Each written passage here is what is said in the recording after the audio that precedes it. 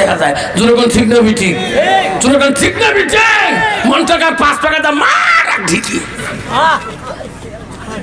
আল্লাহ রাসূল বলে আল হায়া শুবাতুল মিনাল ঈমান, যার হায়া নাই, যার শরম নাই, তার ঈমান নাই। তোর মা বাড়িতে আছে, তোর বোন বাড়িতে আছে, তোর ভাবিজন বড় ভাবিজন বাড়িতে মার সমতুল্য আছে, ছোট বোন বাড়িতে আছে, এমন প্যান্ট কেনে বাপ খুলি বা কোমরা পড়ি যায়। যেরকম ঠিক না ঠিক, তোমার এরকম আছে বাবা, কি প্যান্ট রে বা, আমার মাথা কাম করে না বাপ। আল্লাহ রাসূল বললেন লিম্মা জিম্মা রফরা, তোমার 3 তরিকে, 1 তরিকে মাথা চুল রাখতে হয়। কন্ত বাবা বর্তমান সমাজের কোন যুবকের মাথা চুলে তরিকে আছে? ইসকি ঘোড়া মারা কাটে রে বাপ। এদি চুল লাখি দে, এদি লাখি দে, এদি উপরে তুলি দিয়ে, এদি একটা ফিটে মানে গোড়ায় মাইও। ঠিক না ঠিক, মাইও না বাবা, কিছু বোঝা না যায়। কারণ দেখা ওই ছেলেটার ভিতরে এলেমের অভাব। কিসের অভাব? এলেমের অভাব। যে আল্লাহর কালাম জানতো, নবীর হাদিস জানতো, ওই ছেলেটা ওই তরিকায় চলতো না। আল্লাহ রাসূল বলছে মুমিনদের জন্য 10টা ডাইনি সুন্নাত আছে। কয়টা? যেরকম কয়টা? 10টা ডাইনি সুন্নাত। নাভির উপর থেকে 5টা, আর নাভির নিচে হলো 5টা। ও সুন্নাত চালবে হুজুর, একটা সুন্নাত উপরের বলেন তো। আব্বারে জানো না অপরিজনীয় শরীরে রোম কাটা সুন্নাত কোনটা? কাকের তালি চুল কাটাটা 40 দিন আগে খতম করাটা ডাইনি সুন্নাত। কত যুবক আছে বাপ, চৈত্র মাসে বাবা, বৈশাখ মাসে গাত কাপড় রাখে না, এমনি চেহারা ব্রিটিশের মতন চেহারা। একবার দোকানের কাছে যেমন করে দেখবেন কাকের তালি হিমালয় সাগর। যেরকম ঠিক না ঠিক, আল্লাহ কাকের তালি হিমালয় সাগর কত যখন দিছে। যেরকম ঠিক না ঠিক, রাসূলুল্লাহ বলছেন 40 দিনের ভিতরে তোর খতম করতে হবে। কাকের তালি চুলের অবস্থা এরকম হলে তার বাকি চুলের অবস্থা কি হালত আছে? যেরকম ঠিক না ঠিক, ঈশ্বরের সুসম্বাল কাফি হতে গা। যেরকম ঠিক না ঠিক বাবা, আজকে সমাজে বাস করিতেছি, আজকে মুমিনের ঘরে জন্ম নিয়েছি, আজকে মুমিন হইতে পারছি না। আম্মা তো আজকে যুবক ভাই রে, কখন তোর আজাইল এসে জানটা কাবাজ করে নিয়ে যাবে, তুই হুঁশ পাস? তুমি যদি না পাকে চলে যাও, তোমার শরীরটা যদি না পাকে যায়, আব্বা কোনোদিনও জান্নাত পাবা না। আমার মা বলে না, আম্মা শুনে রাখো মা, নবীজির যত স্ত্রী ছিল রে মা, সমস্ত স্ত্রীর থেকে একজন স্ত্রী ছিল বড় বুদ্ধিমতী, বড় আকিলুন, বড় জ্ঞানী, বড় চালাক। তিনি ছিল ওই মেয়েটা। কার মেয়ে ছিলেন? মা বলে রাখ, নবীজির ওই স্ত্রীটা এত বুদ্ধিমান ছিল, এত তীক্ষ্ণ বুদ্ধি, চালাক ছিল মা। ওই মেয়েটা ছিল মদিনার রাষ্ট্রপতির মেয়ে, প্রথম মদিনার গভর্নর ছিল, প্রথম খলিফা হযরতে আবু বকরের মেয়ে ছিল হযরতে মা আয়েশা। নবীজির 3য় নম্বর স্ত্রীর নাম আয়েশা। আয়েশা এমন বুদ্ধি চুকা চতুরালি ছিল, নবীজি যে কথা বলতো সঙ্গে সঙ্গে আয়েশা ক্যাসেট করে মুখস্থ করতো। যেরকম সুবহানাল্লাহ, হযরতে মা আয়েশা ছিল কোরআনের হাফেজা। যেরকম সুবহানাল্লাহ। আর বর্তমান যুগের নারী বাবা যোগীর হাফেজা। যেরকম ঠিক না ঠিক, কি ঝগড়া করে রে বাপ, স্বামী কালা করতে করতে কারো একটু গোলাম পর্যন্ত কে ফেলে। জারিও গোলাম, কালা মাসাম, দলদলা মাসাম, প্যাট ডাংলা দলদলা করে না কয়। আমার ওটি এমন ঘটনা হয়েছে বাবারে, এমন স্বামীর ডাং ডাঙাচ্ছে কালাল দিয়ে স্বামীকে ডাঙে ফেলে দিছি, দেখে তেতলায়। মুইও ওটিকে দেখতো জুম্মা করে আট পাকে আসছ পাড়া বাড়ি দেখবি দেখুন তেতলায় কেড়ে বড় ধানের মারা উপরে তেতলা বানাচ্ছি, ঠ্যাংবা ওরা যেতে বউ মারা খেতে আছে। আর কম কেমন মজা পালো, কেমন মজা পালো। মুই আমি ক্যাঁ করবো মতো কি খবর পানা কোনো চাষি মারি ফেলেছি, ইউ তারা নিয়ে যায় চাষি শ্বশুরি এমন না ঠ্যাঙ্গর ডাক তেতলায়। ঠিক দেখুন ঠিক নবী ঠিক। আমার মা বলে না, আম্মারা শুনে রাখুন, নবীজি আল্লাহ রাসূলের যত স্ত্রী ছিল মা, তাদের মধ্যে এত ভালোবাসা ছিল মা, সতীনে সতীনে জীবনে কাজিয়ে হয় নাই মা গো। বর্তমান সমাজে আপন মায়ের পেটে রে ভাই, দুইটা বউ এক সংসারে থাকতে পারে না, দুইজনের কাম দুইজনে আগলে শান্তি কামাই করে গো। লাস্টে এ যখন নিয়ে যা ওই পাগে চুলিত পাড়া করে, ইয়ে যখন নিয়ে ওই পালে চুলিত পালা করে।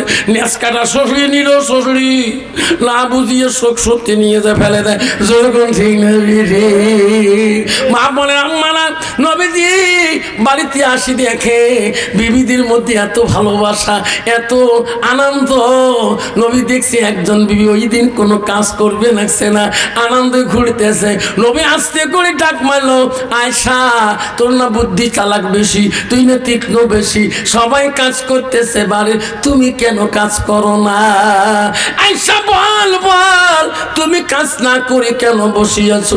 আয়সা বলছে নবী গো সত্যি করছি হুজুর, আমি সকাল থেকে কোনো কাজ করি নাই, কোনো কাম করি নাই। কেন করলি না?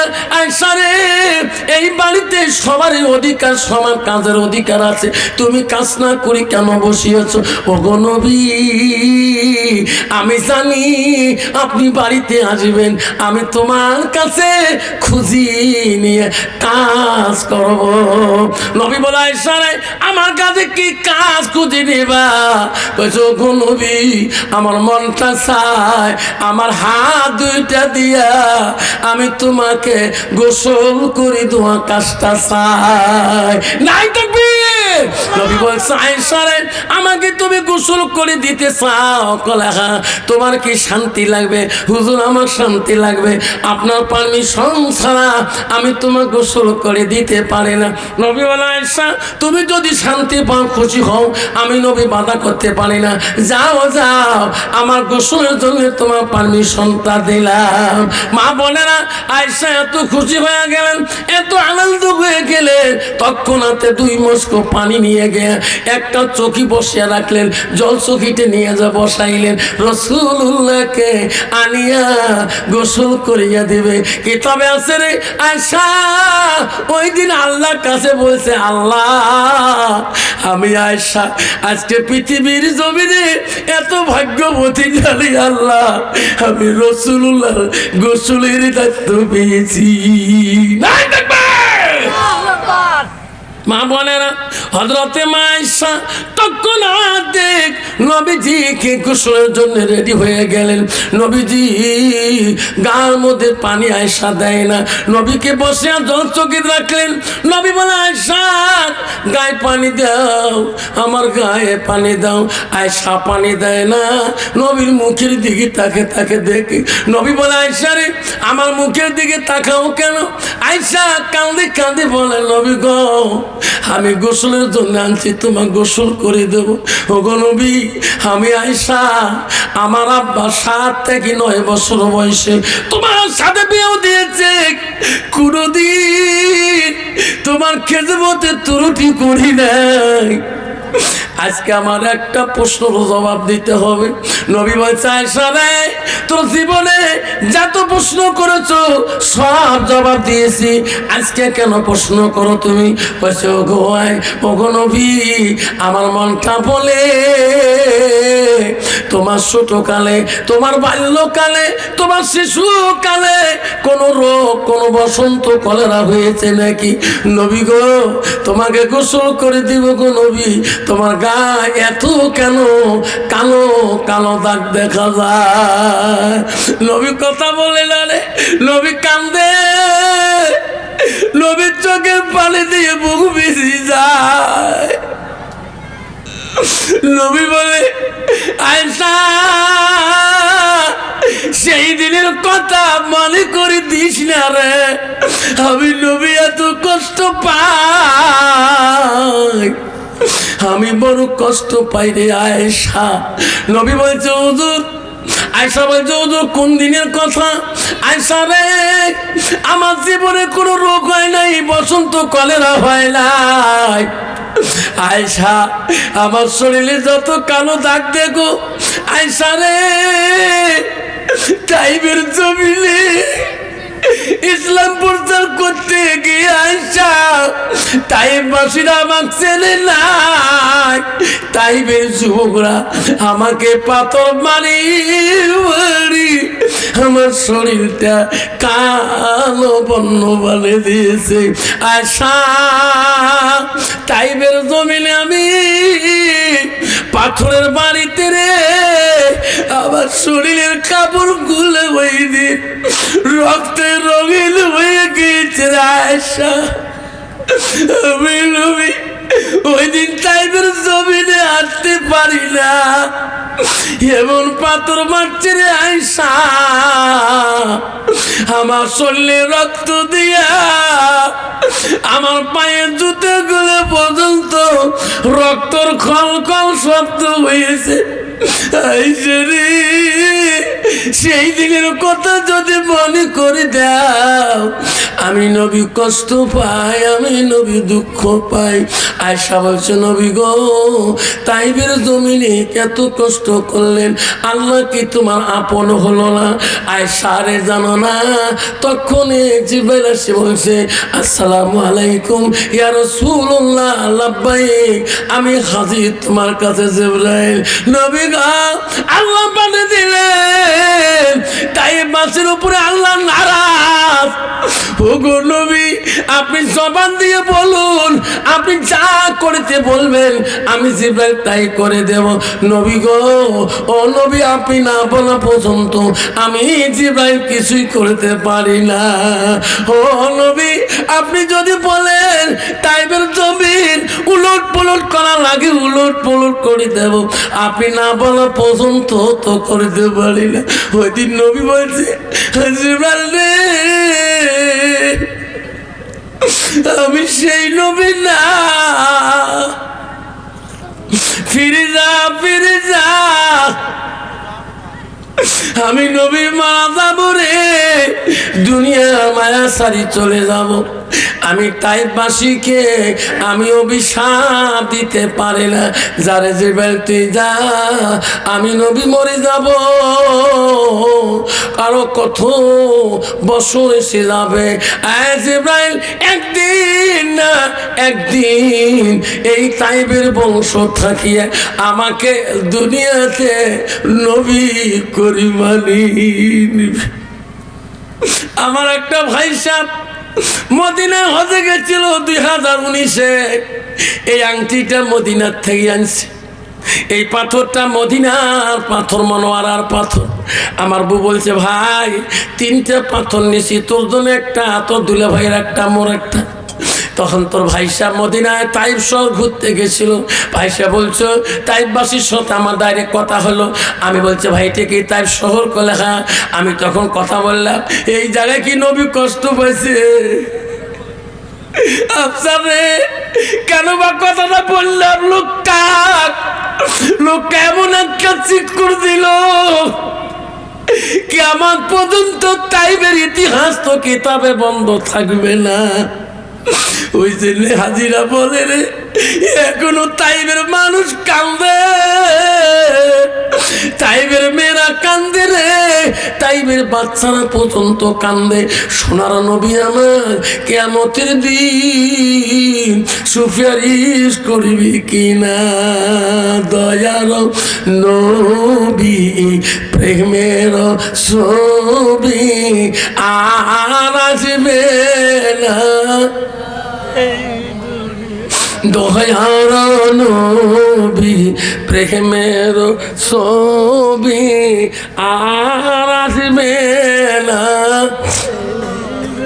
হাসরের দিনে উম্মতের বিনে, হাসরের দিনে উম্মতের বিনে যাবে না নবীজি বেহেশতে।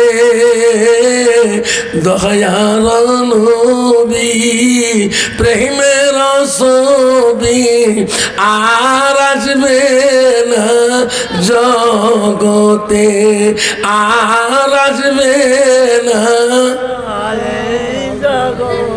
নবী আমাতে সত্যি কাল জিন্দাগি কাঞ্চে বড় উম্মতি তে সত্যি কাল জিন্দাগি কাঞ্চে বড় উম্মতি এখনো কান্দে শুয়ে মদিনাতে এখনো কান্দে শুয়ে মদিনাতে দয়ার নবী প্রেমের ছবি আর আসবে না জগতে আর আসবে না জগতে আব্বা এই নবী জগতে আসবে আরো জোরে বলে আসবে আরো এই নবীর কথা আমরা মানি চলবো কিনা কে কে মানবো হাত তুলি দেখাই হ্যাঁ তাকবীর লাগাই নাই তাকবীর আল্লাহ নবীর কাছে একটা মহিলা ছিলেন ইয়া রাসূলুল্লাহ ইয়া হাবিবুল্লাহ আমি তোমার কাছে একটা দোয়ার আবেদন করলাম নবী বলল মা তুমি কে তোমার তো চিনলাম না মেয়েটা বলছে হুজুর আমাকে চেনেন নাই না হুজুর আমি তোমার একজন সাহাবীর স্ত্রী আমার স্বামী জবান বন্ধ হয়ে গেছে কথা বলতে পারে না জবানে কিছুই শোনে না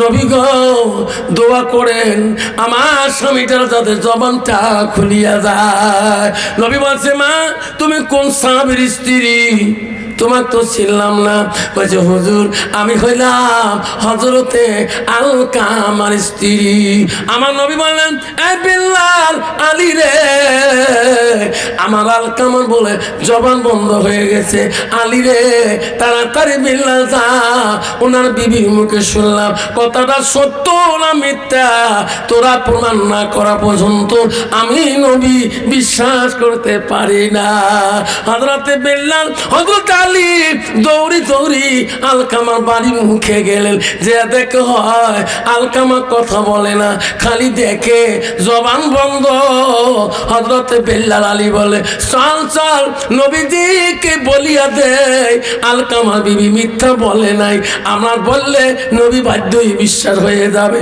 আলকামা বিবি এই অবস্থা দেখি হযরতে বিল্লাল বলল নবী গো আলকামা বিবি মিথ্যা কথা বলে নাই ওগো নবী আমরা দোয়া করছি আমার দোয়া কাজ আসে না নবী বলে বিল্লাল আলী রে আর একবার আলকামার বাড়ি যাও হুজুর এখনই আসলাম আরো যাও কেন ওনার মা ওনার আব্বা কি বাঁচি আছে যদি মা বাবা বাঁচি আছে আমার কথা বলি একটু দাওয়াত করিয়ে এসো আর বলবা নবীজি তোমাকে ডাকলেন হযরতে বিল্লাল দৌড়ি গেলেন আলী দৌড়ি গেলেন যে দেখে আলকামার বাবা বাসি নাই মাটা বৃদ্ধ মাটা বসিয়েছে আলকামার মার কাছে হযরতে বিল্লাল সামনে যা বসলো মা আমাকে চিনচিন কি কেনা ও মা আমি নবী সাহাবী আমার নাম হযরতে বিল্লাল ও মা আমি কেন আরো আসলাম জানো না কেনা বিশ্ব নবী কেন বা তোমাকে দেখা করতে চায় ও মা আপনি যদি না যান দেখা না করেন নবীজি নিজে আসি দেখা করিয়া আলকামার মা বললেন নবীজি কোনোদিন দাওয়াত করেন নাই আজকে কেন লোক পানি দিল সাহাবী আমার নবী এত দূর রাস্তা কষ্ট করে আসবি কষ্ট করতে দেব না আমি আলকামার মা আমি নিজে চলে আস্তে আস্তে আলকামা বৃদ্ধ মাটা নবীজির বাড়ির কাছে যায় বাড়ির কাছে দাঁড়ায় আমার সোনার নবী ছোট কালে বাবা হারাইছে মার 6 মাস পেটে বাপ হারাইছে রে বাপের মায়া পায় নাই বাপের আদর পায় নাই 6 বছর বয়সে মা হারাইছে মার মোহাব্বত বেশি পায় নাই বৃদ্ধ মহিলাটাকে দেখি নবীজি আস্তে আস্তে ওই বৃদ্ধ মাতার কাছে যা চাপ আর বলে মা আপনি কি আলকামার মা হন বলে হ্যাঁ বাবা আবার নবীজি কান্দে রে আলকামার মাকে বুঝে মা আপনি কি আলকামার মা হন বলে হ্যাঁ হুজুর আমি আলকামার মা আলকামা তোমার কেমন সন্তান? হুজুর নিজের সন্তান। ও মা কথা বলি নাই, কেমন সন্তান? হুজুর বড় বিদ্যার সাগর, এলেমের দরিয়া। ও হুজুর এলেমের সাগর তার ভিতরে আছে। নবী বলছে তা বলি নাই, তোমার সাথে কেমন ব্যবহার? বলছে হুজুর গো এলেমের দরিয়া সাগর ঠিক আছে, বিদ্যার সাগর ঠিক আছে, ব্যবহারের কথা বললে আমি মা বড় কষ্ট পাই। নবী বলছে সাহাবীরে, আয় বিল্লাল, আয় আলী, তাড়াতাড়ি যা রে, তাড়াতাড়ি যা, পাহাড়ে যা, পাহাড়ে যা গাছের ঠাল কাটো, জঙ্গলের ঠাল কাটো, পাহাড়ি ঠালগুলা কাটিয়ে আগুনের কুণ্ড তৈরি করে দাও। বুড়িমা বললো হুজুর আগুনের কুণ্ড কি করবেন? ওগো বুড়িমা, তোমার আলকামা যে পাপ করছে জিন্দাতে যদি পোড়া দেওয়া হয় আল্লাহ মাফ করবে কি না কোনো গ্যারান্টি নাই।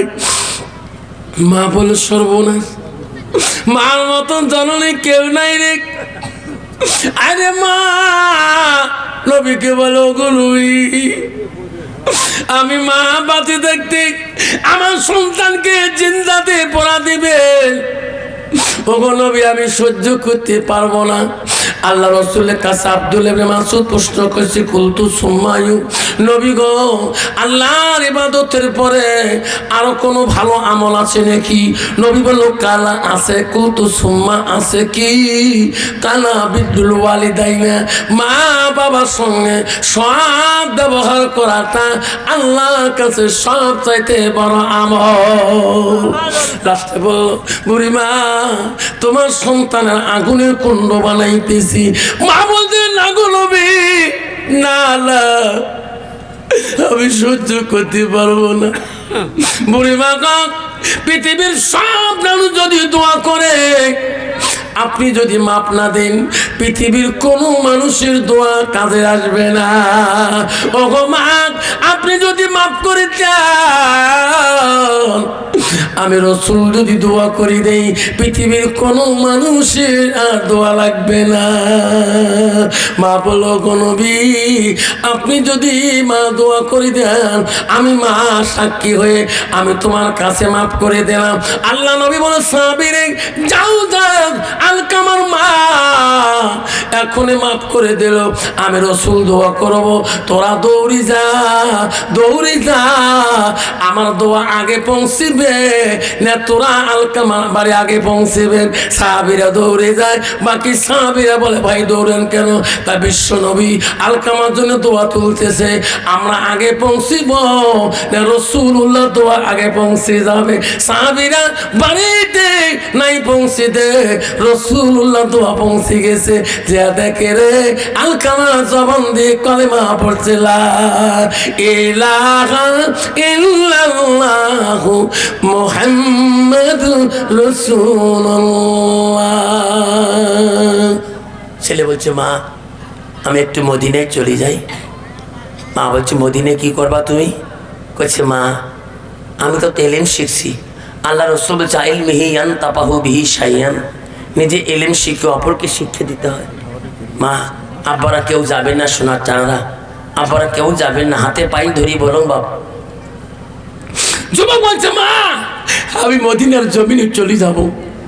মা বলছে মানিক মদিনায় কি করবা তুমি?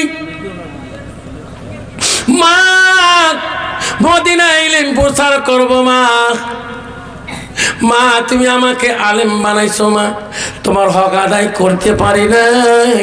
মা রে ও মা আমি মদিনা থেকে আসি তোমার হক আদায় করতে চাই। আব্বা কেমন করে হক আদায় করবা? মা মদিনায় যে হাজিরা উট জবাই করে, উট কুরবানি করে দেয়, দুম্বা কুরবানি করে, মা তারা ইলম কালাম অভাব। মা ওই হাজিরার কাছে যে দাঁড়াবো আমার দ্বারায় উট কুরবানি করবে, দুম্বা কুরবানি করবে, মা আমাকে যা পয়সা নজরানা দেবে মা তাই আমি খাবো। মা আমি তোমাকে খাওয়াবো।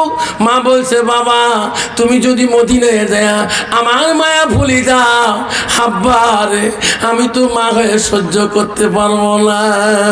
আব্বা তো আমাকে শোনার চান না, আল্লাহ রাসূল বলল ইজা মাতাল ইনসানু ইয়ালকাতালহু আমালাহু ইল্লা মিন সালাসাতিন। আমার নবী বলেন মানুষের মৃত্যুর পরে মানুষের সৎ আমলগুলা নেক আমলগুলা কবরে গেলে বন্ধ হয়ে যায়। আমার রাসূল বলে ইল্লা মিন সালাসাতিন, তিনটা আমল কবরবাসীর জন্য বন্ধ হয় না। আব্বাজান 2013 সালের মধ্যে আমার যখন চাকরি হয়ে গেল, আমার মা বলছে আফসার রে সভা করিস না, সভা সমিতি যাস না। কেন মা যাব না? বাবা তোর গালা নষ্ট হয়ে যাবে, আব্বা তোর প্রিন্সিপাল গালি দেবে, আব্বা তোর স্কুল হয়ে যাবে, সরকার গ্রেন করে নিয়ে নেবে। এমন করি করি মা দুনিয়া থেকে বিদায় নিয়ে গেল। মা চাকরির টাকা খাইতে পারলো না, মাও মারা গেল রে। কিছু বছর পর স্কুল গ্রেন হয়ে গেল। আমি দূরে দূরে স্কুল যাই, সভা করা কষ্ট পাই, স্কুলে অ্যাবসেন্ট মানে না। লাস্টে একটা নতুন গাড়ি কিনলাম, কুচবিহার থেকে গাড়ি আনলাম। আমি কোনোদিন চলাও শিখি নাই। গ্রামের মানুষ মাই বড় বেগ সবাইকে দাওয়াত করলাম, গরু কুরবানি করব, খাসি কুরবানি করব। 4-5টা মাদ্রাসা তালিমকে ডাকাইলাম, উস্তাদগণকে ডাকাইলাম, ওই কুরবানি করব, নতুন গাড়ির দোয়া পড়ি, আমি গাড়িতে উঠবো, আমি মুসিবতে যাতে পড়ি না। আমি কত মানুষকে দাওয়াত করলাম। গ্রামের মানুষ ছুটি আসতেছে, মাদ্রাসার বাচ্চারা সকাল সকাল আসছে, কোরআন তেলাওয়াত করছে আর বলছে রে আফসার হুজুর এই গাড়িটা দিয়ে আমার মাদ্রাসা সভা করতে যাবে, আমরা দোয়া করবো হুজুরের যাতে পথে কোনো কষ্ট না হয়। আমার যখন আমার গাড়ির যখন দোয়া হয়ে যাবে, মুফতি সাহেব বললো হুজুর মসজিদে যাই, এত মানুষ জায়গা হবে না বাড়িতে। মসজিদে গেলাম, মসজিদে মুফতি সাহেব যখন নামাজ বাদ দোয়া করে দিল, নতুন গাড়ি দোয়া করে দিল। দোয়া করে বাড়ি আসি, আমি আগে দৌড়ি এত মানুষ বসার ব্যবস্থা করতে হবে। আমি দৌড়ি আসি দেখি আমার বড় ভাইরা সব বসা সব কিছু রেডি করে রাখছে। দলে দলে মানুষ বাড়ি ঢুকে, আমি বাড়ির ভিতরে যে কান্দি। বড় বেটি দৌড়ে আসি, বলে আব্বা কান্দিস কেন? এত মানুষকে দাওয়াত দিয়ে কান্দিস কে? কত আলেম, কত হাফেজ, কত মুক্তি। আমি বলি বেটি রে কান্দি কে জানো না? নতুন গাড়ি বাড়ির বাইরে বেটি যত মানুষ দেখতেছে হাত দিয়ে বলায়, আজকে যদি আমার মাটা থাকতো রে, এই গাড়িতে বলে বলে মা না কত শান্তি পাইত। সবাই মুরব্বীরা বলায় বেটি রে আমি কান্দে, তো দাদি নাই, এই গাড়ির ভালোবাসা মা দিতে পারলাম না। আমার বেটি বলছে আব্বা কান্দিস না, আমি না তোর বড় মা হই, আমি গাড়ি উঠবো, তোমার শান্তি হবে না। আমি বলছি বেটি রে যেদিন তোর বিয়ে হয়ে যাবে, তোর শাশুড়ির মায়া, শ্বশুরের মায়ায়, জামার মায়া বন্দি থাকবি। কিন্তু আমার মা যতদিন বেঁচে থাকতো, আমি সভা করি বাড়িতে এসে পর্যন্ত সারা রাত মা বিছনা ছটফট করি কাটে দিত। শোনাচ্ছেন না? আজকে সেই মাটা সমাজের কত ভাই নাই, কত আব্বার বাবা নাই, মা নাই, দাদা নাই, দাদি নাই। আজকে এই পরীক্ষার জমিনে আল্লাহ রাসূল বললেন ইল্লা মিন সালাসাতিন, তিনটা আমল কবরবাসীর জন্য বন্ধ হবে না। রাসূল বলল সাদাকাতুল জারিয়া, যারা দুনিয়ার বুকে সেই মান নামে বাবার নামে সাদকা জারি হিসেবে আল মসজিদুল বাইতুল্লাহ আল্লাহর ঘরের জন্য দান খয়রাত করিয়া যাবে, তার আমলটা কবরবাসীর জন্য বন্ধ হবে না। আব্বা জান আমার শোনাচ্ছেন না, আমি বকশির হাত দিয়ে এসেছি বাবা, আমি মুসাফির মানুষ। আল্লাহ রাসূল বলছে 3 ব্যক্তি দোয়া বিফলে যায় না। 1 নম্বর হলো মুসাফিরের দোয়া। আজকে আমি বুড়ি ঝাড়ে এই বলো মসজিদের জন্য আমি বাবা 10টা বাবার কাছে বাবা আমি আব্বারে আমি 10টা চাবো না, 5টা সর্বপ্রথম নাম চাই বাবা। এই বলো মসজিদের জন্য আব্বা 10,000 করে টাকা সর্বপ্রথম একটা বাপ যদি বলে হুজুর আমার মা নাই, হুজুর আমার আব্বা নাই, আমি 10,000 টাকা এই বলো মসজিদের জন্য আমি সাদকা জারিয়া করে দিলাম। একটা বাপ, হুজুর আমি আমার মার নামে বাবার নামে 10,000 টাকা এই বরিদ্ধার বলক মসজিদের জন্য আমার মার নামে আমি বাবার নামে দান করিয়ে দিলাম। রসুল বলছে সাদাকাতুল জারিয়া। একটা বাপ যদি আজকে বলতে পারেন আমি খুশি হয়ে যাব। 10,000 টাকা একটা বাবার কাছে চাইলাম। একটা বাপ আসবেন, একটা মা বোন আসবে, হুজুর আমার জীবনে কত টাকা খরচ হয়েছে সন্তানের পাশে, মেয়ের পাশে নার্সিংয়ে, গোয়ালপাড়া নার্সিংয়ে, হুজুর গো আমার শাশুড়ির জন্য আমার শ্বশুর জন্য কিছু করতে পারি নাই, হুজুর আমার মার নামে বাবার নামে আমি 10,000 টাকা এই মসজিদের জন্য সাদকা করে দিলাম। একজন বাবা আসেন গো শোনানা, 10,000 টাকা একটা নাম লিখে দিয়া খুশি হয়ে যাবেন। আমি দোয়া করে যাব আল্লাহ কোনোদিন তোমাকে মুসিবত দিবে না। দান করে দান আল্লাহ করে নিও রেজিস্টার, দানের বদলে মওলা বানাইও ইমানদার, দানের বদলে মওলা বানাইও ইমানদার। 10,000 টাকা বাবা চাইলে মেরে তোমার কাছে, মা বাবার নামে দোয়া করি যাব রে।